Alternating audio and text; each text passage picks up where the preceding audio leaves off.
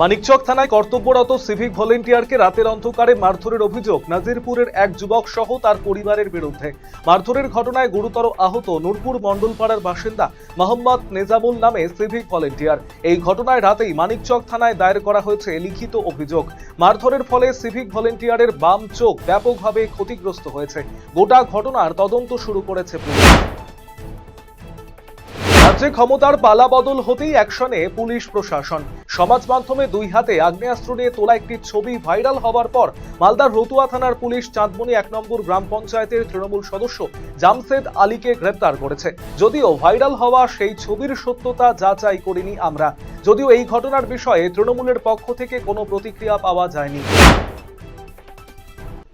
Old Malda block agro input dealer অ্যাসোসিয়েশনের উদ্যোগে সারের ডিলারদের নিয়ে বাৎসরিক সাধারণ সভা এবং সচেতনতা শিবিরের আয়োজন করা হলো রবিবার।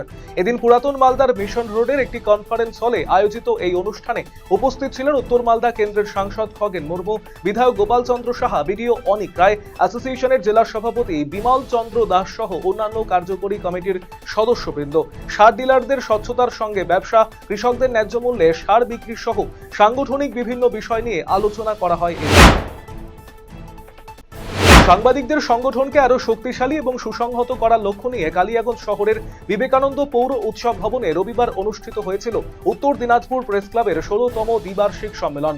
সম্মেলনে সর্বসম্মতিক্রমে উত্তর দিনাজপুর প্রেস ক্লাবের সাধারণ সম্পাদক হিসাবে নির্বাচিত হন অমিত সরকার। সভাপতি হিসাবে নির্বাচিত হন মেহেদি হেদায়েতুল্লাহ।